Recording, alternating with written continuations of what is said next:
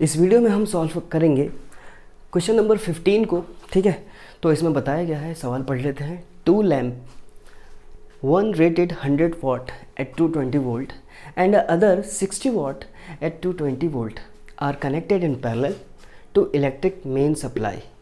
What current is drawn from the line if the supply voltage is 220 volt? यानी अगर series circuit बनाएं तो ये दोनों जो है ना कुछ इस तरह से पैरेलल में कनेक्ट किए गए हैं और इनकी सप्लाई लाइन है, और ये सप्लाई लाइन में जो पोटेंशियल डिफरेंस है वो 220 का जा रहा है। R1 और R2 हमें पता नहीं है, हमें बताना है इस लाइन के अंदर, ठीक है, फ्रॉम द लाइन इसके अंदर जो करंट है उसकी वैल्यू क्या है। तो ये जो करंट है यानी टोटल अमाउंट का करंट है। अगर इसके होता तो अलग अलग हो जाता I1 I2, मगर लाइन में पूछा गया है यानी टोटल करंट हमें बताना है। तो टोटल करंट निकालने के लिए टोटल रेजिस्टेंस चाहिए, यानी इक्विवेलेंट रेजिस्टेंस। वो कैसे मिलेगा? R1 R2 के ज़रिए से, जो हमें पता नहीं है। मगर हमें दो लैम्प जो है ना, एक का पावर दिया हुआ है 100 वाट, जिसको मैं P1 कह रहा हूँ, और ये पोटेंशियल डिफरेंस इसका 220 है, दोनों का ही 220 है, और P2 की वैल्यू है 60 वाट। ठीक है, तो मैं क्या करूँगा, P1 के ज़रिए से R1 निकालूंगा और P2 के ज़रिए से R2 निकालूंगा, उसके बाद इक्विवेलेंट निकालूंगा। तो पहले मैं पावर का फॉर्मूला रखता हूँ। तो पावर का फॉर्मूला होता है V इंटू आई। तो हमें I को रिप्लेस करना है। कैसे? I का फॉर्मूला होता है V अपॉन R। ठीक है, तो ये हो जाएगा P इक्वल टू, तो देखिए ये फॉर्मूला बन गया। तो P1 100 दिया हुआ है, और ये जो है पोटेंशियल डिफरेंस दिया हुआ है V इंटू वी, यानी 220 इंटू 220। इससे क्या आ जाएगा? R आ जाएगा, मतलब जो R1 है हमारा। ठीक है, तो R1 और 100 को रिप्लेस कर लेते हैं। तो R1 इधर जाएगा, 220 ये तो एज इट इज़ रहेगा। ठीक है, तो हमने 100 को इधर ले गए, तो इससे इसको इससे तो R1 की वैल्यू आ गई 220 इंटू 220, जो कि 484 ओम होता है। ठीक है, हमारी R1 की वैल्यू आ गई 484 ओम। यही तरीका हमें इसके लिए करना है, तो इसमें भी निकाल लेते हैं। तो डायरेक्ट कैसे करेंगे, यहाँ से निकाल लेंगे V into V upon R2। तो R2 को यहीं से रिप्लेस कर दें, तो V into V upon P हो जाएगा। तो 220, इसके लिए भी सेम है पोटेंशियल डिफरेंस।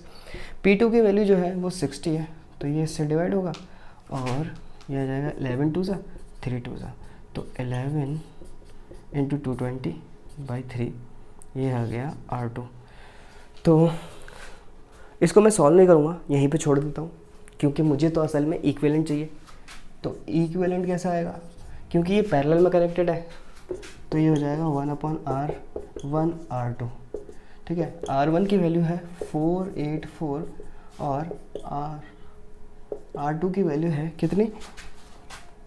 220 इंटू 11/3। ठीक है, हाँ, इसको मल्टीप्लाई कर लेते हैं 220 इंटू 11, तो 220 इंटू 11 ये हो जाएगा 2420/3। ठीक है, तो यहाँ पे लिख लेते हैं 2420। ठीक है, देखिए 1 के नीचे ये फ्रैक्शन में है, तो क्या होता है, पहला तो ऐसे ही रहेगा, प्लस 3 जो है वो ऊपर चला जाएगा। ठीक है, फिर हम क्या करेंगे, इन दोनों का एलसीएम लेंगे। ठीक है, और इत्तेफाक की बात यह है कि ये दोनों एक दूसरे के मल्टीपल्स हैं। ठीक है, जब आप एलसीएम लोगे 2420 और 484 का, तो यही एलसीएम आ जाएगा, करके देखना। तो यहाँ पर मेरा एलसीएम आ चुका है 2420। ठीक है, तो जब मैं 2420 को 484 से डिवाइड करूँगा तो कितना आएगा, देख लेता है। 2420 को 484 से डिवाइड करेंगे, मुझे पता है ये मल्टीपल है 220 इंटू 11 का, और ये मल्टीपल है 220 इंटू 220, 11 2 2, और ये 11, और 11 10 11 2, यानी जब हम 2420 को 484 से डिवाइड करेंगे तो यहाँ पे आएगा 5। ठीक है, ये दोनों तो सेम ही है, यहाँ पे 3 आ जाएगा। तो ये हो जाएगा 2420/8, ठीक है। तो आर इक्विवेलेंट हमें चाहिए, ये तो आर इक्विवेलेंट है ना, तो आर इक्विवेलेंट कैसा आएगा, जब हम इसको रेसिप्रोकल करेंगे तो यहाँ से भी रेसिप्रोकल करना पड़ेगा, तो 2420/8 ये आ गया इक्विवेलेंट रेजिस्टेंस। अभी भी इसको मैं डेसिमल में लेके नहीं जा रहा हूँ, ठीक है। असल में मुझे बताना है करंट, तो बहुत रायता फैल गया है, एक ही चीज़ ज़िंदा रखते हैं, बाकी सब मिटा देते हैं, ठीक है। तो यहाँ पर हमारे पास रिवाइंड करके देख लोगे आप, वो तो पता चल जाएगा, ठीक है। पॉज करके लिख लेते हैं आराम से। तो हमें क्या बताना है, करंट। तो करंट अगेन ओम्स लॉ के फॉर्मूले से आएगा, V = IR। पोटेंशियल डिफरेंस कितना है देखिए, इस लाइन का दिया गया है 220, I हमें निकालना है, इक्विवेलेंट रेजिस्टेंस निकाल चुके हैं 2420/8।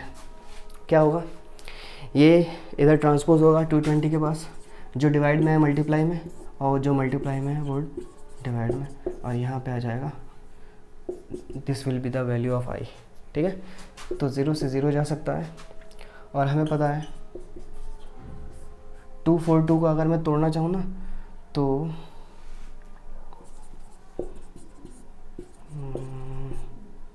यानी 22 × 11 ऐसे लिख सकता हूँ। तो ये दोनों कट जाएगा, तो I की वैल्यू हो जाएगी 8/11 = I, ठीक है। और 8/11 देख लेते हैं कितना आएगा, पॉइंट लगाएंगे 0 बढ़ जाएगा, 8 7 77 0 आ जाएगा, 8 2 11 2 22 8 आ जाएगा, फिर 0, फिर 11 7 77, फिर 3, यानी 7272 आता ही रहेगा। तो यहाँ पे हम लिख सकते हैं 0.7272 एंड सो ऑन, तो ये हो जाएगा 0.73 एम्पेयर, ठीक है। ये हमारा जवाब है, यानी करंट की जो वैल्यू पूछी गई थी उस लाइन के अंदर वो आ जाएगी 0.73 एम्पेयर। ये हमें बताना था। आई होप आपके समझ में आया होगा। फिर भी कोई डाउट हो तो let me know in the comment. And सारी वीडियोस देखने के लिए आप जा सकते हो प्लेलिस्ट में, जहाँ पर नोट्स बनाए गए हैं, थ्योरी भी समझाई गई है और सारे सवालों को किया गया है, ठीक है। तो मिलते हैं अगले सवाल को लेकर अगली वीडियो में।